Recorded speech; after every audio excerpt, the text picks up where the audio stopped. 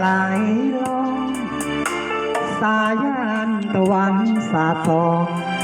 มองสองฝั่งทางซ้ายและขวาหน่วยนอปกครองล่องเรือเรียบฝั่งตรงข้ามตระเวนน่านน้ำตามท่าโอ้ละนาแสนเปลี่ยวใจ